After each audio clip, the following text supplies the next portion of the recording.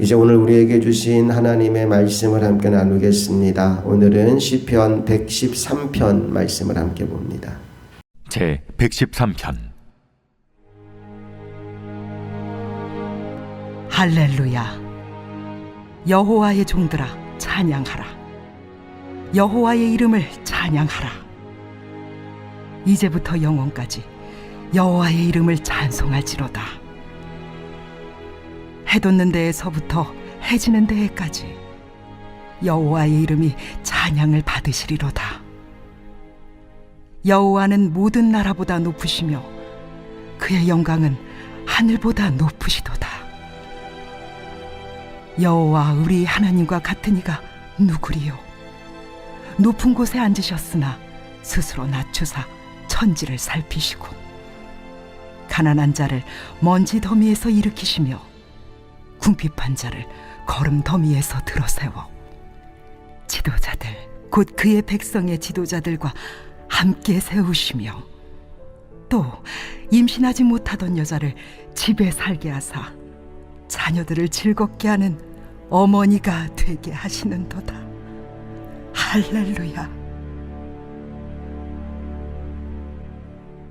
시편 113편은 하나님을 찬양하라는 명령으로 시작됩니다. 먼저 1절 말씀에는 누가 하나님을 찬양해야 되는지, 찬양을 해야 되는 이들에 대한 언급이 나오고 있어요. 1절을 다시 한번 읽어볼게요. 시작. 할렐루야. 여호와의 종들아 찬양하라. 하나님의 이름을 찬양하라. 자, 누가 하나님을 찬양해야 된다고 나오죠?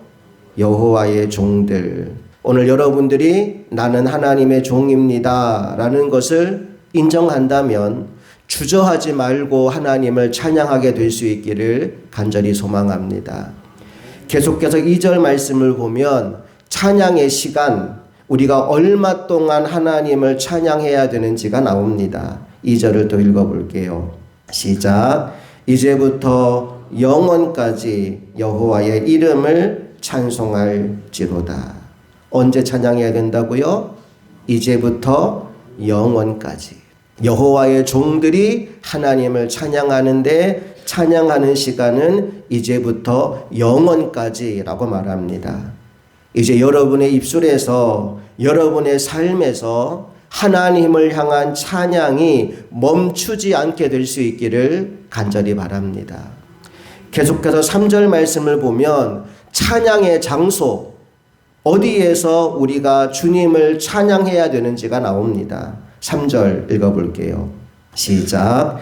해 돋는 데에서부터 해 지는 데까지 여호와의 이름이 찬양을 받으시리로다. 어디서부터 어디까지요? 해 돋는 데서부터 해 지는 데까지.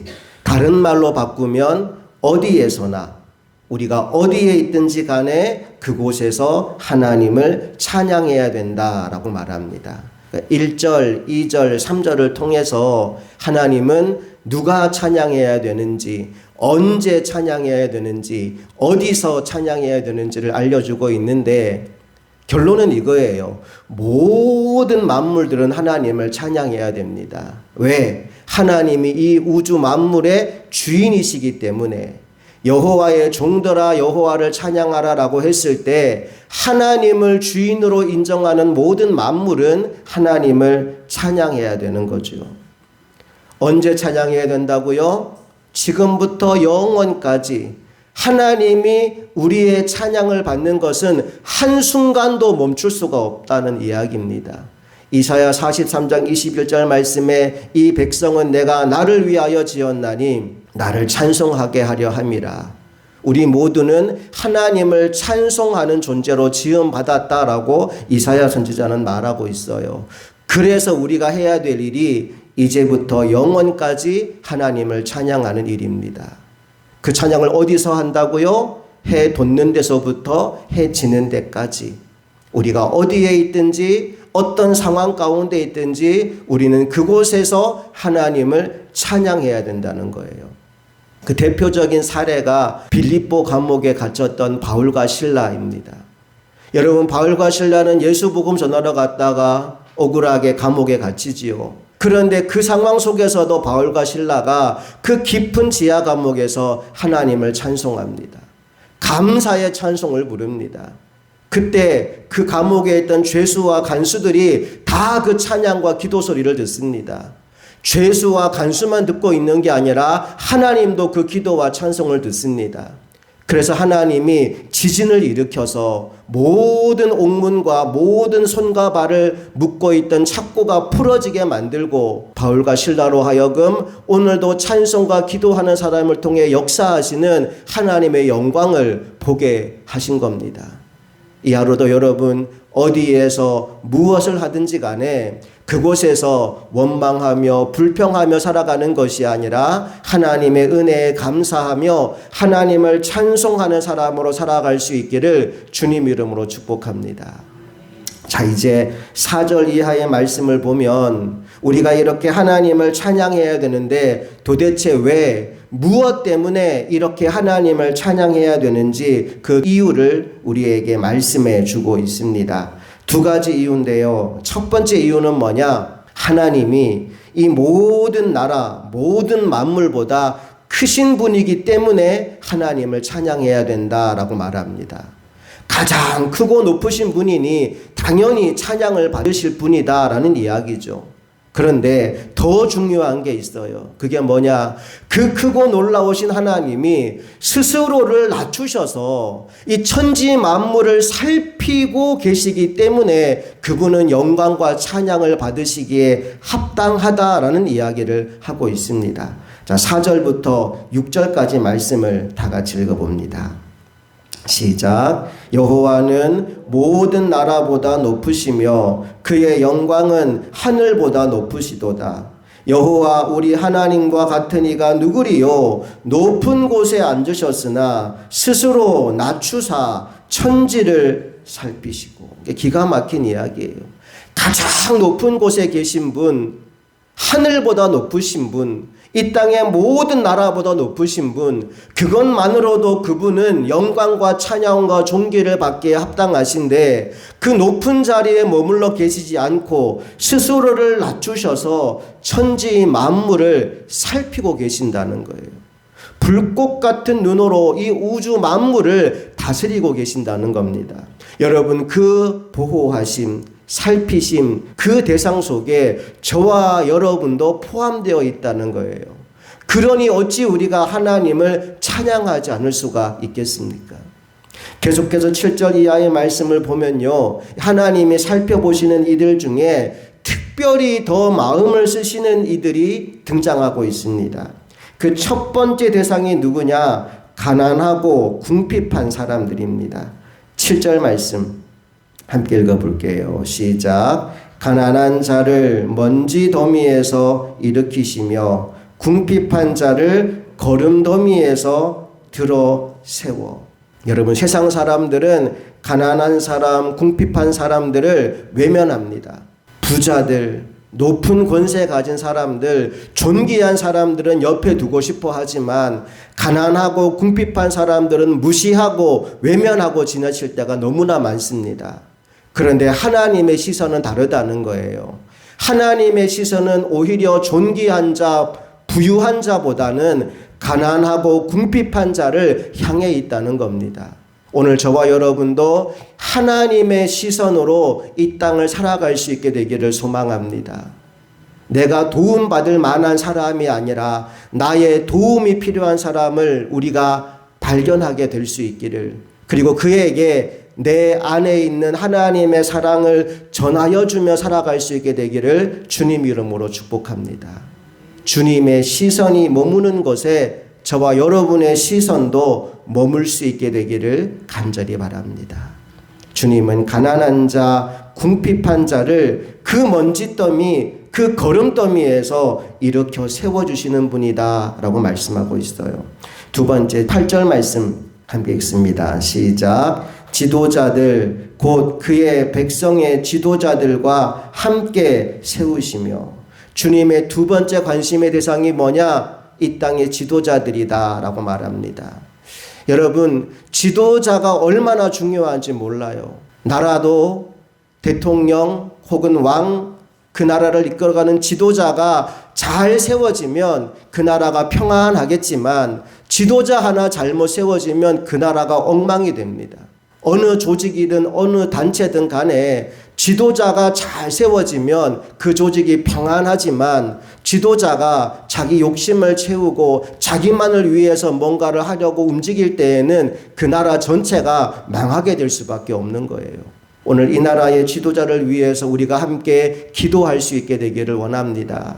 하나님을 두려워하고 백성들을 사랑하는 지도자들이 세워질 수 있도록 이 나라의 위정자들을 위해서 우리가 함께 기도했으면 좋겠어요.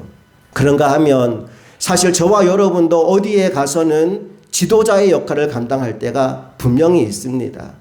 내가 일하는 일터에서 지도자 역할을 감당할 때도 있고 나의 가정에서 지도자 역할, 부모의 역할을 감당해야 될 때도 있고 또 교회에서도 속장을 맡는다든지 혹은 여성교, 남성교 회장을 맡는다든지 부장을 맡는다든지 어떤 직분을 받는다든지 우리가 지도자의 위치, 리더의 위치에 서는 순간들이 분명히 있습니다.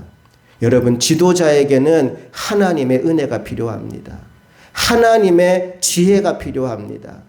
나의 경험과 나의 판단이 무조건 옳을 수가 없습니다. 그러므로 무엇을 하든지 우리가 하나님의 종임을 인정하고 하나님께 기도하고 하나님의 지혜를 구하고 그 지혜로 내게 맡겨진 직분들을 잘 감당함으로 말미암아 나를 지도자로 세워주신 하나님의 영광이 드러날 수 있도록 쓰임받는 하나님의 사람들이 다 될 수 있기를 간절히 바랍니다. 자, 첫 번째, 가난하고 궁핍한 자를 관심을 가지고 일으켜 세워주시는 하나님. 두 번째, 지도자들을 세워주시는 하나님. 마지막 세 번째, 9절 말씀을 보니까 주님의 관심의 대상이 또 이런 사람들이 나와요. 9절 다 같이 읽습니다. 시작. 또 임신하지 못하던 여자를 집에 살게 하사 자녀들을 즐겁게 하는 어머니가 되게 하시는도다. 할렐루야. 마지막 세 번째, 주님의 관심이 집중된 사람이 누구냐? 임신하지 못하는 여자들이라고 나옵니다. 우리나라도 예전에 조선시대에 아들이 참 귀했잖아요. 그 아들을 못 낳으면 소방 맞는 일이 그 시대에는 있었습니다. 이 이스라엘 유대 사회도 마찬가지였어요. 자녀를 낳는 것이 너무나 중요했습니다. 그래서 만약 자녀를 낳지 못하면 그 집에서 쫓겨나는 일도 있었던 것 같아요. 그래서 하나님이 특별히 임신하지 못하는 여자에게 주목하시고 말씀이 이렇게 이어지죠. 또 임신하지 못하던 여자를 집에 살게 하사 쫓겨나지 않도록 그 집에 계속 살 수 있도록 태의 문을 열어준다는 거예요. 그래서 자녀들을 즐겁게 하는 어머니가 되게 하시는도다. 특별한 은혜로 그 여인의 태의 문을 열어주셔서 그 집에서 사랑받는 어머니가 되게 하시겠다라고 말씀해 주고 있습니다. 오늘 우리 성도님들의 가정, 자녀들 중에도 결혼은 했는데 자녀를 낳지 못해서 그것 때문에 오랫동안 기도하는 가정들이 있는 것으로 제가 알고 있어요. 하나님이 그 모든 가정마다 이 113편 9절의 은혜를 베풀어 주게 되기를 간절히 소망합니다.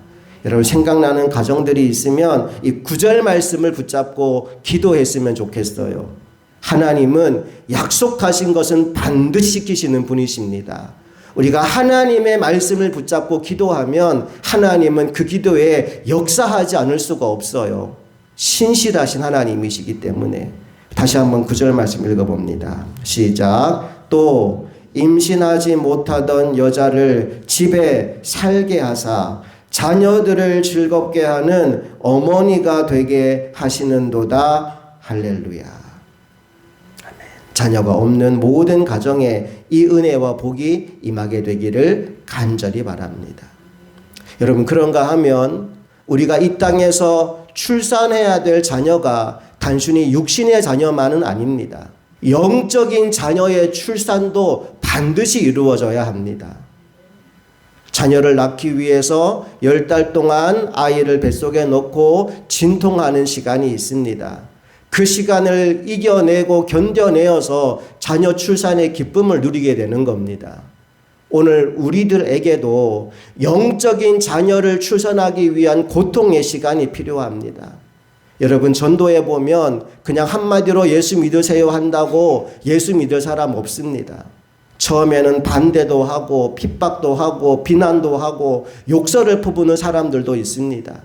그럼에도 불구하고 그 모든 어려움들을 인내하며 이기며 사랑으로 그 영혼을 돌볼 때 마침내 하나님의 때 그의 영혼이 출산의 기쁨을 누리게 되는 겁니다. 오늘 예수 믿고 나서도 한 사람도 전도해 보지 못한 이들이 있다면 그 성도에게도 113편 9절의 은혜가 임하게 될 수 있기를 간절히 바랍니다. 여러분 모두에게 태신자가 있기를 원합니다. 내 뱃속에 품고 있는 영적 자녀. 그래서 올해가 가기 전에 여러분이 품고 기도하는 그 영혼이 영적으로 태어나서 구원받고 하나님의 자녀가 되는 기쁨을 함께 누릴 수 있기를 간절히 바랍니다. 함께 기도하시겠습니다.